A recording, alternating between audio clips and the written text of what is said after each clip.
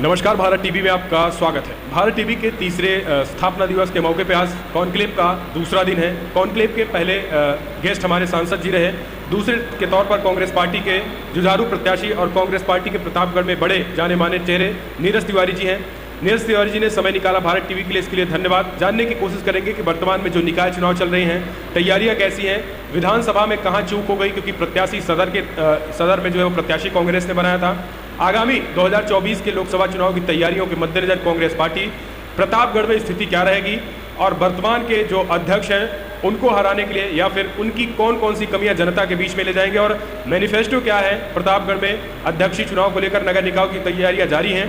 तो हम सीधा जानने की कोशिश करते हैं। सबसे पहले नीरज जी, आपका स्वागत, आप कॉन्क्लेव के लिए समय निकाला। बहुत बहुत धन्यवाद। सबसे पहले मैं भारत टीवी कॉन्क्लेव 2023 के आज के स्थापना दिवस पर मैं पूरी टीम को बधाई देता हूं। खास तौर पर शिवशंकर तिवारी जी को, जिस तरीके से आप गली कूची में पहुंचते हैं और बिना डरे निडर पत्रकारिता करते हैं, इसके लिए मैं आपको बधाई भी देता हूं। और आज 3 वर्ष पूरे हो गए हैं, पूरी टीम को मैं बधाई देता हूं।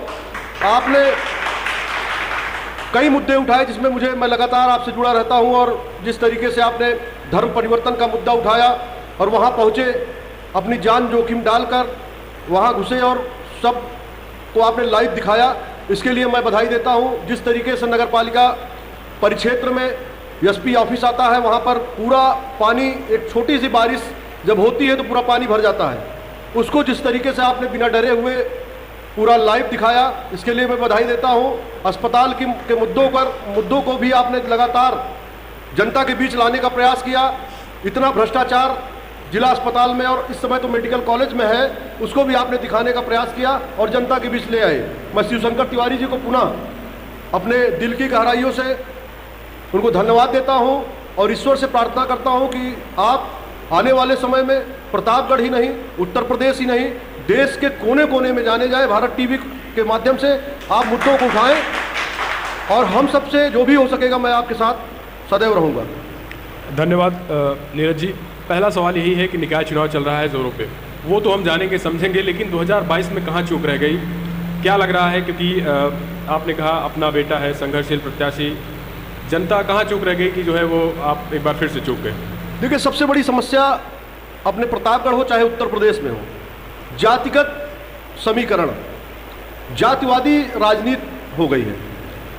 और मुझे लगता है कि जनता भी पता नहीं किस बहकावे में आकर और कैसे अपना महत्वपूर्ण मत दे रही है, मुझे कुछ समझ में नहीं आ रहा है। मैंने प्रतापगढ़ को अपना घर समझा है, ये मेरा घर है, मेरा यहीं जन्म हुआ है। मैं लगातार छात्र राजनीति से और फिर युवा कांग्रेस में मैंने काम किया। लगभग 20 वर्षों का मेरा राजनीतिक सफर रहा। मैं 2019 में चुनाव लड़ा, यहाँ पर उपचुनाव था, राजकुमार पाल और मेरी लड़ाई थी। मैं सेकंड पे रहा, बहुत अच्छी लड़ाई थी। मैं चुनाव लड़ा, जनता ने भरपूर वोट दिया।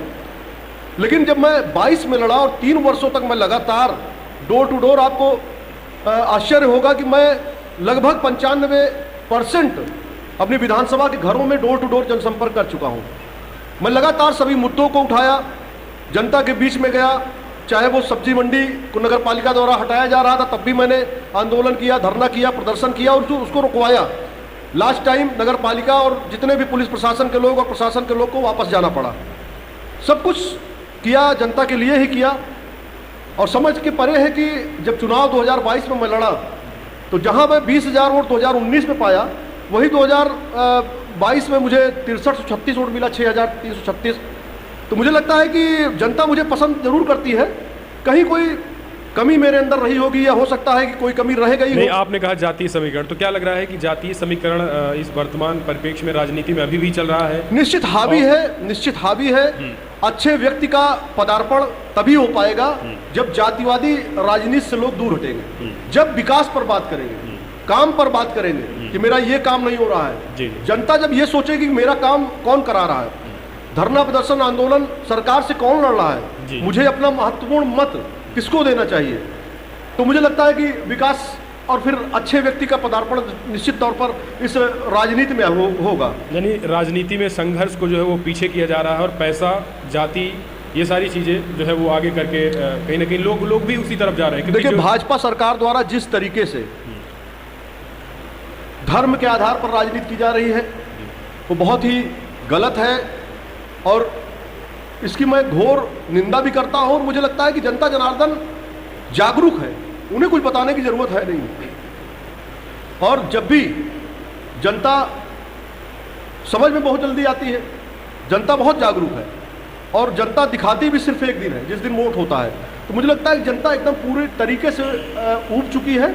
आने वाले समय में निश्चित तौर पर नीरज त्रिपाठी ही नहीं, मेरे जैसे जितने भी संघर्षशील साथी होंगे सभी को सफलता मिलेगी। निकाय चुनाव क्या लग रहा है कि यहाँ भी कुछ जनता प्रतापगढ़ की भी समझी कि आज 30 साल हो चुके हैं, प्रतापगढ़ की जनता ये कहती है कि हम परेशान तो हैं लेकिन अध्यक्ष वही फिर से बन जाते हैं, क्या लग रहा है? सबसे बड़ी दुर्भाग्य यही है प्रतापगढ़ नगर पालिका परिक्षेत्र का कि लगभग 25-30 वर्षों से ये काबिज है और इनका सिर्फ एक काम रहता है, टाइल्स को उखड़वाना, टाइल्स को लगवाना, टाइल्स को खड़वाना, पत्थर को लगवाना, पत्थर को खड़वाना, टाइल्स को लगवाना। ये लगातार यही होता रहा है। आप चाहे जहां भी जाएंगे, एक पार्क है, मैं उसमें देखता हूं कि हर साल कुछ न कुछ ऐसा होता रहता है कि पैसा पास होता रहे और ये काम होता रहे। सबसे बड़ी समस्या नगर पालिका परिक्षेत्र की सीवर लाइन की है। आप विश्वास नहीं करेंगे कि छोटी सी बारिश होती है, घंटे 2 घंटे की बारिश होती है और पवन पैलेस रोड पे आप चले जाइए, घुटने भर बारिश का पानी हो जाता है, लोगों के घरों में पानी घुस रहा है। मैं नगर पालिका क्षेत्र का रहने वाला हूं, मेरे मोहल्ले में भी थोड़ी बारिश होती है और पानी घर के अंदर घुस जाती है। तो सबसे बड़ा समस्या है सीवर लाइन। सीवर लाइन में अरबों रुपए आया सरकार द्वारा और उसका घोटाला कर दिया गया। आज सीवर लाइन पूरी तरीके से भटा हुआ है और सीवर लाइन आज खाली नहीं। आप विपक्ष में, आप घोटाला तो ठीक है कह रहे हैं, लेकिन अगर ये भी सवाल उठता है, बीजेपी के भी कल कई लोग सांसद विधायक हैं, उनसे पूछा गया, उन्होंने कहा कि जो घोटाले की बात करते हैं वो घोटाले के मुद्दे उठाते क्यों नहीं? आप विपक्ष में हैं, उसके लिए संघर्ष, उसके लिए जो कुछ होता है विपक्ष का जो रोल है वो भी तो नहीं प्रतापगढ़ में अदा होता। मैं सांसद हूं या चाहे यहाँ प्रतापगढ़ के जितने भी नेता हैं भाजपा के, उनको सबको पता है कि नीरज त्रिपाठी ये घोटालों को एक बार नहीं 20 बार उठा चुके हैं। एक्सियन जल निगम को कई बार घेरा जा चुका है, जल निगम में तालाबंदी तक नीरज त्रिपाठी कर चुके हैं, नगर पालिका के ईओ और अध्यक्ष को घेरा जा चुका है, एक बार नहीं, मुझे लगता है कि कम से कम 5-7 बार पत्रक मैं सौंप चुका हूं। जिलाधिकारी, एक मिनट में अपनी पूरी बात कर लूं, जिलाधिकारी महोदय को घेरा जा चुका है कई बार, जिलाधिकारी आवास पर मैं धरना दे चुका हूं इसी मुद्दे को लेकर। तो ये यहाँ के नेताओं में पता नहीं क्या हो गया है, तो क्या भाजपा के नेताओं में तो उनको कुछ दिखता ही नहीं है, ना वो पेपर कभी पढ़ते हैं, उनको पेपर पढ़ने की जरूरत भी नहीं है क्योंकि वो तो ऊपर आसमान से आए हैं मोदी जी के नाम पे। तो उनको क्या जानकारी होगी कौन यहाँ धरना करना, प्रदर्शन कर रहा है या जमीनी अपने जनता जनार्दन की आवाज को कौन उठा रहा है? तो लोग मोदी जी के चेहरा देखेंगे, योगी जी को चेहरा देख के इस बार भी वोट करेंगे या काम को भी देखेंगे? क्या लग रहा है? आपने कहा कि भ्रष्टाचार है, बीजेपी कहती है मुझे लगता है कि भ्रष्टाचार और पाप का घड़ा भर चुका है जी, अब बस केवल छलकने वाला है। जनता जनार्दन जागरूक है जी, और जनता जनार्दन सिर्फ एक दिन बताती है कि मैं क्या हूं, जिस दिन मत, अपना महत्वपूर्ण मत उनको देना होता है। आज महंगाई, भ्रष्टाचार इतना बढ़ चुका है कि जब कांग्रेस की सरकार थी तो ये लोग सड़कों पर गैस सिलेंडर और लेकर बैठते थे, जब 400 रुपए में सिलेंडर था कांग्रेस की सरकार में, यूपीए की सरकार में। और जब आज भाजपा की सरकार में 1150 रुपए में सिलेंडर है, 100 के पार पेट्रोल है, 100 में डीजल है, तो आज कोई बोलने को तैयार नहीं है। मुझे लगता है कि महंगाई ही इनको ले जाएगी। आगे आने वाले समय में जनता जनार्दन है, वोट का अधिकार जनता को है, जनता जो समझेगी वो करेगी। जनता तो ये समझ रही है कि हमको राम मंदिर चाहिए, अयोध्या में राम मंदिर बन रहा है, उसी के नाम पे वोट लेने की तैयारी चल रही है। मुझे लगता है कि किसी भी पार्टी के लोगों को प्रमाण पत्र देने की आवश्यकता नहीं है जी। मैं प्रतिदिन 1 घंटे पूजा करता हूँ, बजरंगबली का मैं बहुत बड़ा भक्त हूँ जी, श्री रामचंद्र जी हमारे आराध्य हैं, लेकिन मैं ये बताऊं और मैं किसी को ये प्रमाण पत्र दूं कि मैं हिंदू हूं, मैं श्री राम को मानता हूं या श्री राम मंदिर मैं बनवा दूंगा। श्री राम मंदिर कौन बनवाया है ये सब जानता है, जनता जागरूक है, सब जान रहे हैं कि श्री राम मंदिर कोर्ट के आदेश पर बन रहा है। तो इसमें भाजपा बनवा रही है, इसका क्या मतलब मैं समझ नहीं पा रहा हूँ कि भाजपा क्या बनवा रही है। नहीं, वो तो कहते हैं रामद्रोही हैं, गोलियां वही विपक्ष नहीं चलवाई है, और अगर वो बनवा सकते थे तो 70 साल में या फिर 1993 के बाद से 15 साल सरकार में नहीं बन पाई कांग्रेस पार्टी। ये सब चंदा चोर है जी। श्री राम मंदिर के नाम पर जो चंदा लिया जा रहा है, इसको चोरी कर रहे हैं ये लोग जी, और ये कुछ नहीं करेंगे। इनका एक मुद्दा है और इस मुद्दे को ये खत्म करना नहीं चाहते हैं, इस मुद्दे को और बढ़ाना चाहते हैं। अभी तक इनका मुद्दा था राम मंदिर जी, कोर्ट से आदेश हुआ, सुप्रीम कोर्ट से, राम मंदिर बनना शुरू हो गया, चंदा इकट्ठा शुरू हो गया।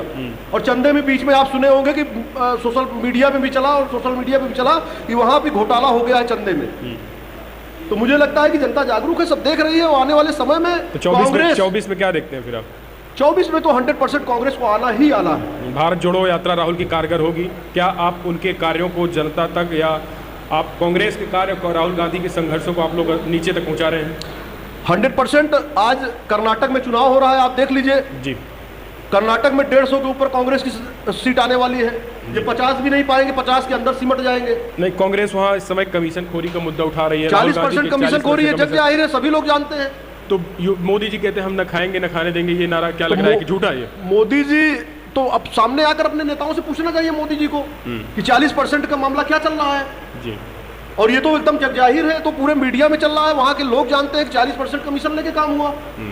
तो मुझे लगता है कर्नाटक में तो कांग्रेस पूर्ण बहुमत से आ रही है, 150 से ज्यादा सीटें मेरी आ रही हैं। और रही बात 2024 की, तो राहुल गांधी जी की नजरों, जनता की नजर राहुल गांधी जी के ऊपर एकदम है।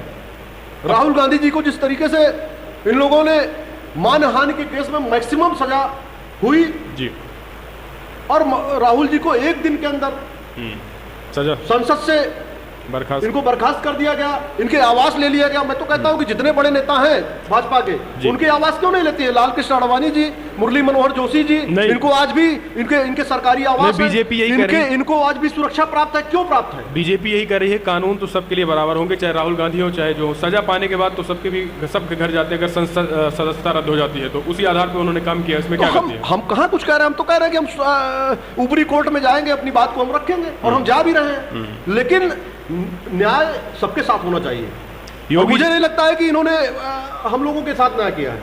अगर आज भाजपा की सरकार है तो निश्चित तौर पर कल कांग्रेस की सरकार आएगी, परसों किसी और की आएगी जी। यही सबके साथ होना है। जो आज भाजपा कर रही है, यही कांग्रेस कल आने वाले समय में होगा। प्रतापगढ़ में क्या स्थिति देखते हैं कांग्रेस की? निकाय चुनाव हो या 2024 की लोकसभा चुनाव के मतलब? हम बहुत ही मजबूती के साथ चुनाव लड़ रहे हैं। हमारे प्रत्याशी श्री ज्योति कुमार तिवारी, गल्ली तिवारी जी है जी। और मुझे लगता है कि लगातार वो क्षेत्र में बने हुए हैं। हम सब जितने भी हमारे कांग्रेस के जिला अध्यक्ष, शहर अध्यक्ष, हम सब लोग, हमारे पीसीसी सदस्यगण, जितने आईसीसी है, सभी लोग लगातार प्रचार में है। कल से माननीय प्रमोद तिवारी जी का यहाँ पर रोड शो, जनसभा होना है कल, और दो दिन का कार्यक्रम उनका लग गया है। तो लगातार हम लोग बहुत मजबूती के साथ नगर निगम पूरे प्रतापगढ़ में, नगर पालिका, नगर पंचायत और सारे सभासद सीटों पर हम लोग लड़ रहे हैं। योगी जी कह रहे हैं राम राज ला दिया, कानून व्यवस्था ठीक कर दिया है, तो निकाय चुनाव में जो है वो ज़्यादातर सीटें हमारी होंगी। लॉ एंड ऑर्डर को लेकर वो इस मुद्दा बना रहे हैं कि कानून व्यवस्था सही कर दिया है, निकाय चुनाव में भी वोट मिलेगा। पुलिस कस्टडी में जिस तरीके से ताबड़तोड़ गोलीबारी हुई है, तो मुझे तो नहीं लगता है कि लॉ एंड ऑर्डर बहुत सही है। अगर किसी को लगता है तो लगे। अपराधी है, उसको सजा देने का अधिकार किसको है? सरकार को तो नहीं है। न्यायालय। अपराधी को सजा देने का अधिकार कोर्ट को है जी। कोर्ट सजा दे भी दी थी, आजीवन कारावास हो भी गया था, अभी और भी सजा होती जी। लेकिन जिस तरीके से नहीं, वो तो कह रहे हैं पुलिस कस्टडी में जी ताबड़तोड़ फायरिंग हुई और 2 अपराधियों को मारकर गिरा दिया गया, ये मुझे नहीं लगता है कि योगी सरकार अच्छा काम कर रही है या लॉ एंड ऑर्डर पे बहुत अच्छा काम कर रही है। उनको सोचना पड़ेगा, समझना पड़ेगा। जिस तरीके से अतीक अहमद और उनके भाई अशरफ के पास कोई मीडिया का आदमी पहुंच नहीं पाता था, गाड़ी के अंदर से वो बोलते थे और गाड़ी के बाहर माइक लगाया जाता था। आखिर उस दिन कैसे मीडिया के लोग अतीक और अशरफ का प्रेस कॉन्फ्रेंस कर रहे थे? तो क्या लग रहा है कि सरकार की जो निश्चित तौर पर इसमें कहीं कोई दो राय नहीं है। ने जो मिट्टी में मिलाने की बात कही थी, मिट्टी में मिलाए, वो तो आजकल ईश्वर हो गए खुद के। तो वो कह रहे हैं कि अब माफिया अतीत हो गए हैं। नहीं, माफिया निश्चित तौर पर, माफिया को कोई श्रेय नहीं देना चाहिए जी। माफिया जो करेगा वो भोगेगा, यही भोग कर जाएगा जी। लेकिन नहीं, सरकार सजा देने के लिए नहीं होती है। सरकार देने के लिए हमारी कोर्टें बनी हुई है, सुप्रीम कोर्ट तक जाए। सरकार ने सजा कहा दिया, वो तो हत्या हुई। हत्या तो किसी भी पुलिस कस्टडी में क्या हुआ, किसी की भी हो सकती है। न्याय उन्होंने जांच कमेटी बैठाई है, न्यायिक जांच की कमेटी बैठाई है, SIT जांच हो रही है, तो किसी की भी हो सकती है। देखिए, जांच हो रही है, मैं मानता हूँ, लेकिन आप बताइए, इसके पहले भी आप मीडिया के साथी है और लगातार आप लोग कवरेज करते रहते थे। 150 से 200 पुलिस वाले इनकी सुरक्षा में तैनात रहते थे। आखिर उस दिन ऐसा क्या हुआ कि 20-25 पुलिस वाले थे और वो भी हथियार नहीं उनके पास था। जिस समय ताबड़तोड़ एक्शन वो अपराधी लिए, गोली मारे, उस समय पुलिस क्या कर रही थी? मूक दर्शक बनकर खड़ी होकर देख रही थी। किसी और के साथ अगर ऐसा होता तो इनकाउंटर नहीं हो जाता किसी का।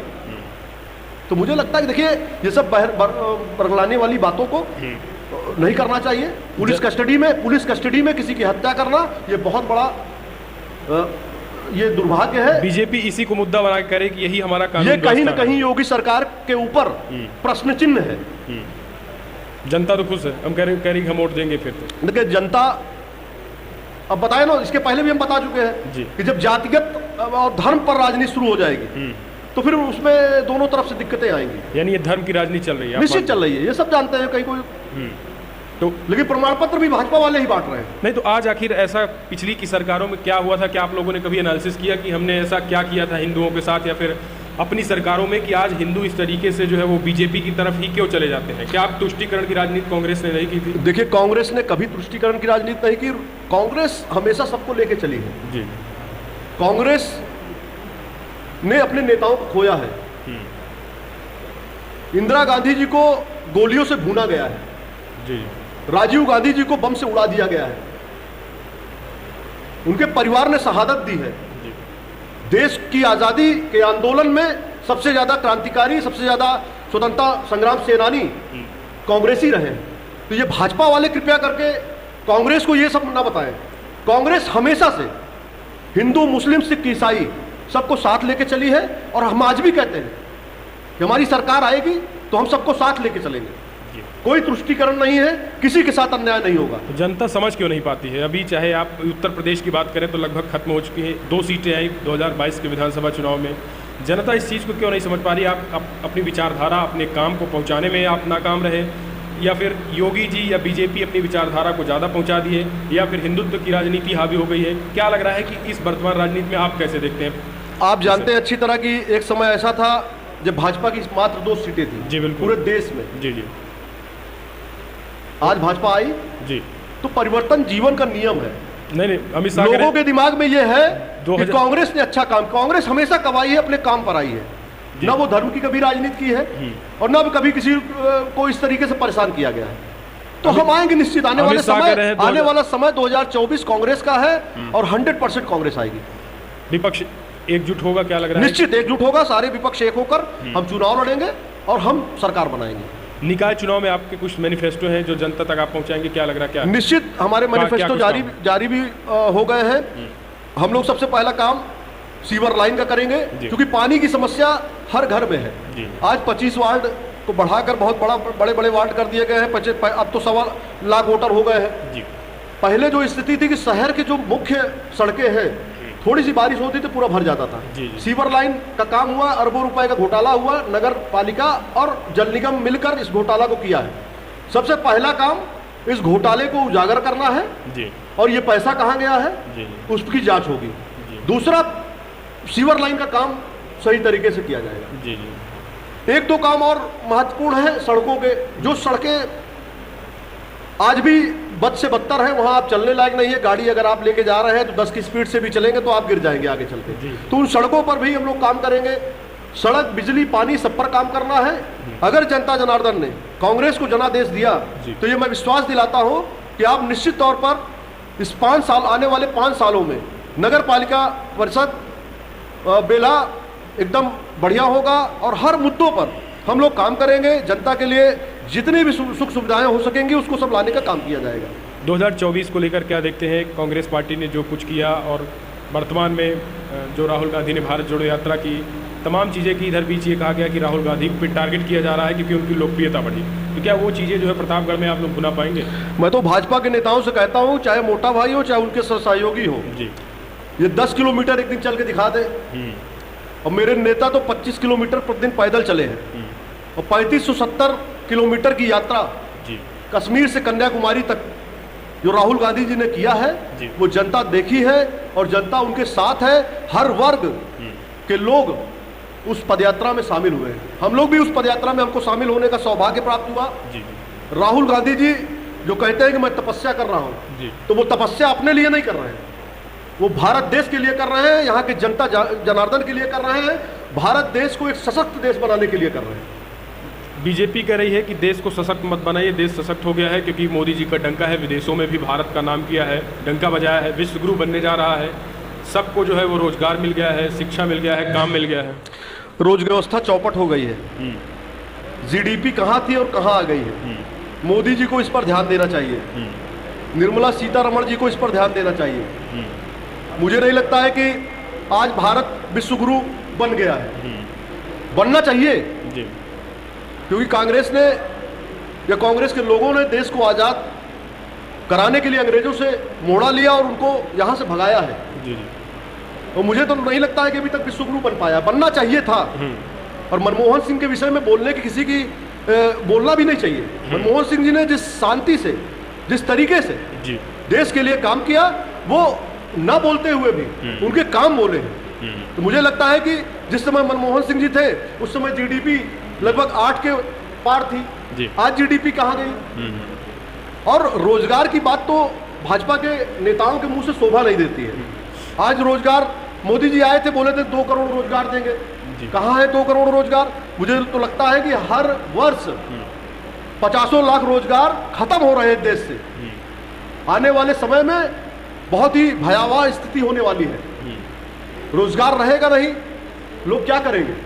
तो क्या लग रहा है कि अगर रोजगार नहीं है, आप कह रहे हैं जैसा समस्याएं बता रहे हैं, तो फिर जनता बीजेपी को लाइक क्यों कर रही है, हर जगह जीतती चली जा रही है। मैंने इसके पहले भी बताया कि जब धर्म की राजनीति शुरू होगी, जब 80% अलग कर दिया जाएगा, 20% अलग कर दिया जाएगा, जब भ्रम फैलाया जाएगा जनता के बीच में, तो निश्चित तौर पर ये सब होगा। तो लेकिन मैंने कहा ना कि घड़ा भर चुका है, वही मतलब पानी छलकने वाला है। 2014 से जनता क्या भ्रम में ही रहेगी, क्योंकि अब तो 8 साल हो गए हैं, 9 साल हो चुका है, 1 साल अभी और बचे हैं लोकसभा चुनाव के लेकर। तो क्या जो जनता आप जो बता रहे हैं, ये सारी चीज़ बीजेपी की ले जाएंगे, अपने काम को भी जनता के बीच लेकर जाएंगे आप लोग? देखिए, कांग्रेस के काम को जनता जान रही है। जितने भी काम कांग्रेस ने किया है, चाहे वो किसानों का कर्ज माफ हो, 75,000 करोड़ रुपए किसानों का, 72,000 करोड़ रुपए किसानों का कर्ज माफ एक मुश्त में मनमोहन की सरकार ने किया था। मनरेगा मनमोहन की सरकार ले आई थी। आज मनरेगा को इन्होंने खत्म कर दिया है पूरी तरीके से। और किसानों का कर्ज की माफी की तो बात ही मत करिए। आज किसान परेशान है, नौजवान परेशान है। जिस तरीके से आप देख रहे हैं कि लगातार रोजगार के लिए लोग परेशान हैं, सब पीएचडी किए हुए हैं। किसानों को हम 6,000 दे रहे हैं, फ्री राशन दे रहे हैं, ये प्रधानमंत्री जी की स्कीम है, सबको घर मिल गया है, शौचालय मिल गया है, सब बैठ कर खाएं आराम से, क्या दिक्कत? तो बैठ के खाएं, रोजगार की जरूरत नहीं है उनको, फ्री राशन दे रहे हैं। फ्री राशन से ही उनका पेट भर जाएगा। और सरकार जाने के बाद क्या होगा? रोजगार। देखिए, आप फ्री में राशन दीजिए ना दीजिए, रोजगार दीजिए जनता को। नहीं, वो जनता रोजगार चाहती है, हर परिवार में 1-2 रोजगार रहेगा तो उनका अपने आप भविष्य बन जाएगा। और फ्री में जब बांटेंगे तो फ्री में बांटते रहिए, क्या मतलब है उसका? कोई फायदा है क्या? उन्होंने कहा रोजगार भी दिए हैं राज्य सरकार की तरफ से भी, यानी आप मानते हैं रोजगार सारे मुद्दों बताएं फेल है ये ना। अगर रोजगार दिए हैं तो प्रेस कॉन्फ्रेंस क्यों नहीं करते मोदी जी और योगी जी? आके बताएं कि हमने यूपी में कितना रोजगार दिया है और अब देश में कितने लोगों को रोजगार मैंने दिया है। 2 करोड़ रोजगार देने का वादा इन्होंने किया था, 15 लाख खातों में आएगा, उसको छोड़ दीजिए जी। और मोदी जी के भाई साहब अमित शाह ने खुद आकर बता दिया कि वो जुमला था, आप लोगों ने भी सुना होगा जी। तो मुझे नहीं लगता है कि रोजगार ये दे भी पाएंगे। अब इनके बस का नहीं है और इनके बस का देश भी चलाना नहीं है। अब इनको स्वतः कुर्सी छोड़कर 2024 में हट जाना चाहिए, क्योंकि कांग्रेस के अलावा देश को कोई नहीं चला सकता है। राहुल कैसे चलाएंगे? राहुल की तो सांसदी ही चली गई है, उनको तो जो 6 साल के लिए प्रतिबंधित। देखिए, वो कोर्ट का विषय है।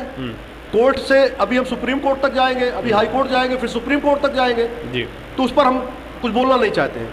लेकिन मैं इतना कहूंगा कि राहुल गांधी जनता के सबसे प्रिय नेता हैं देश के, और आने वाले समय में राहुल गांधी ही यहाँ के बड़े नेता होंगे कांग्रेस के। तो अमेठी कैसे हार गए फिर? देखिए, मैंने बताया ना कि एक समय था जब बीजेपी 2 सीट पाई थी, आज कांग्रेस तो तब भी फिर ठीक ठाक है। क्या लग रहा है इस बार फिर से अमेठी आने की कुछ सुबह? 100% अमेठी ही नहीं, तो पूरे देश में कांग्रेस आएगी और हम सरकार बना रहे हैं। प्रियंका, ये हो रहा है कि रायबरेली से लड़ेंगे, ऐसा कुछ आप? अभी क्लियर नहीं हुआ। हमारे यहाँ तो कमेटियां तय करती हैं, सीसी कमेटी तय करती है, ये कहा जा रहा है कि सीट किसको कब कहाँ लड़ाया जाएगा। नहीं, ये होता है कि देश की राजनीति उत्तर प्रदेश ही डिसाइड करता है। तो अगर उत्तर प्रदेश से करना भाग जाएंगे केरला राहुल गांधी, या कांग्रेस पार्टी भाग जाएगी, तो यहाँ क्या होगा फिर? क्योंकि यूपी में तो 2 है और कांग्रेस भी अभी 1 ही बची है लोकसभा में। तो अगर 24 में बीजेपी का लक्ष्य है कि इसको 0 कर दिया जाए, तो अगर राहुल नहीं लड़ेंगे, प्रियंका नहीं लड़ेंगी, रायबरेली तो 0 होना तय है। तो कैसे प्रधानमंत्री कुर्सी पर जाएंगे? अमेठी से हो चाहे रायबरेली से हो, निश्चित तौर पर चुनाव लड़ेंगे। चाहे सोनिया जी ही लड़ेंगी, प्रियंका जी भी लड़ेंगी, राहुल जी भी लड़ेंगे। अभी कोर्ट का विषय है, उस पर हम नहीं बोलना चाहते राहुल जी के, लेकिन 100% चुनाव तो लड़ेंगे हम लोग। यूपी से भी लड़ेंगे।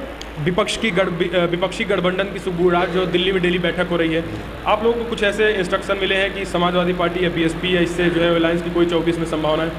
देखिए, ये शीर्ष नेताओं का काम है और शीर्ष नेता सब कर रहे हैं और निश्चित तौर पर हम सब लोग मिलकर चुनाव लड़ेंगे, विपक्ष एक होकर चुनाव लड़ेगा। तो निकाय चुनाव मानते हैं कि आप इस बार जो है वो मुद्दे आप अपने ही ले जाएंगे या जो उनकी कमियां हैं वर्तमान के अध्यक्ष की वो भी गिना रहे हैं आप? देखिए, वर्तमान अध्यक्ष तो कोई किसी काम का है नहीं जी, वो 25-30 सालों से लगातार बना हुआ है जी। उनको तो कुछ नहीं आता है, ना तो वो कुछ कर पाएंगे। अपना आप समझिए कि अतिक्रमण के नाम पे जी लोगों को घर गिरा रहा है, लोगों को बाउंड्री गिराया जा रहा है, अपना खुद अतिक्रमण में बसे हुए। इनका घर जो है वो नाले के ऊपर बना हुआ है, हाँ। अपने घर के सामने नहीं तोड़ रहे हैं और लोगों के घरों को तोड़ रहे हैं। तो भाजपा के नेताओं के घरों को एक बार आप अगर जांच कर लीजिए, नहीं बुलडोजर, तो आप बुलडोजर इनको अपने घर पर चलाना पड़ेगा।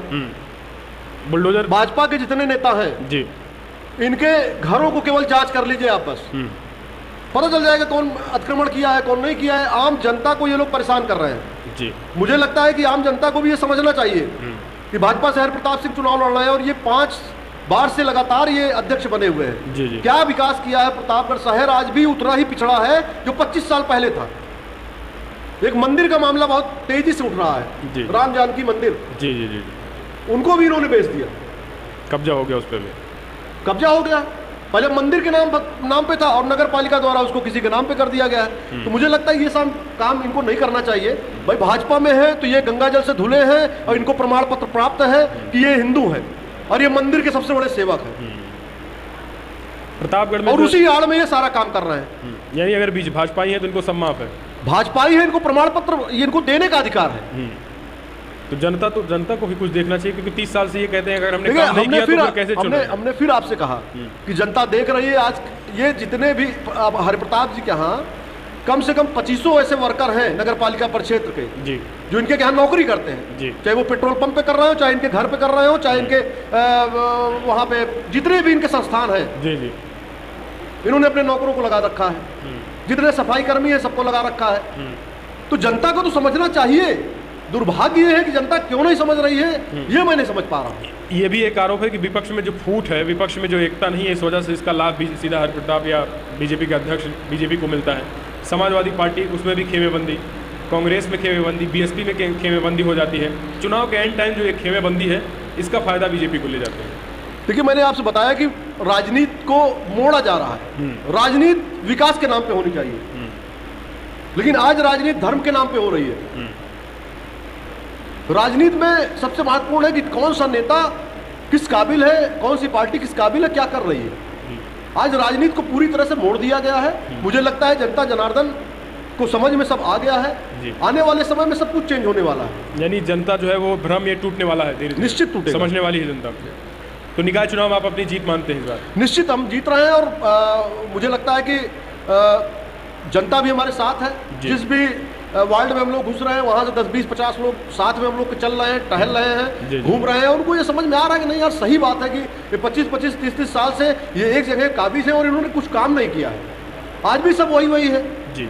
तो मुझे लगता है कि निश्चित जनता जागरूक है, क्योंकि प्रतापगढ़ में जाम की भी बड़ी समस्या है। जाम की सबसे बड़ी समस्या है। पंजाबी मार्केट है, जो गलियां जैसी थी वैसे ही है। मैंने बताया तो जो 25 साल पहले था, आज भी नगर पालिका परिक्षेत्र वही है।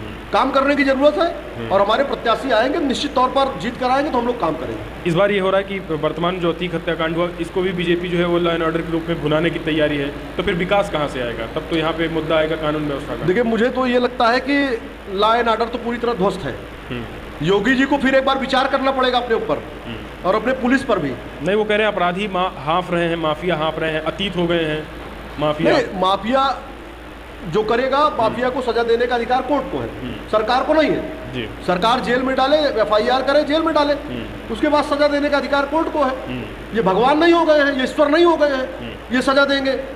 तो आप मानते हैं कि जो निकाय चुनाव है ये मुद्दा नहीं होगा, विकासी मुद्दे होंगे? निश्चित तौर पर विकास मुद्दा होगा और जनता जागरूक है, जनता जनार्दन है और जनता को ही चुनना है। और ये मुझे लगता है कि बहुत ही बढ़िया चुनाव चल रहा है और हमारे प्रत्याशी बहुत अच्छा चुनाव लड़ रहे हैं। और आने वाले समय 2 दिन अभी माननीय प्रमोद तिवारी जी का कल और परसों 2 दिन का कार्यक्रम लगा हुआ है, वो भी आएंगे, अपनी बात हम रखेंगे। हम सब लोग अपनी बात जनता के बीच रख रहे हैं जी। और मुझे लगता है कि नगर निकाय और नगर पालिका ये सब में हम लोग बहुत मेरा है। जीत रहे हैं। तो ये नीरज तिवारी थे, कांग्रेस पार्टी के संघर्षशील नेता। इन्होंने कहा कि निकाय चुनाव जो है हम जीत रहे हैं और निकाय चुनाव के साथ साथ हम विपक्ष खास करके बीजेपी जो कमियां हैं वो भी गिनाएंगे। अब आप इसे कैसे देखते हैं? 24 की भी हुंकार कांग्रेस ने भर दिया है। राहुल गांधी की भारत जोड़ो यात्रा और राहुल गांधी के संघर्ष दिखाएंगे 24 में। अब देखने की बात होता है कितना कारगर होता है, लेकिन आप अपने सुझाव दें। प्रतापगढ़ का निकाय चुनाव इस बार किस तरफ जा रहा है? 24 के लोकसभा चुनाव में कांग्रेस और बीजेपी कहाँ खड़ी है? अपने सुझाव दें। इस वीडियो में इतना ही। जय हिंद।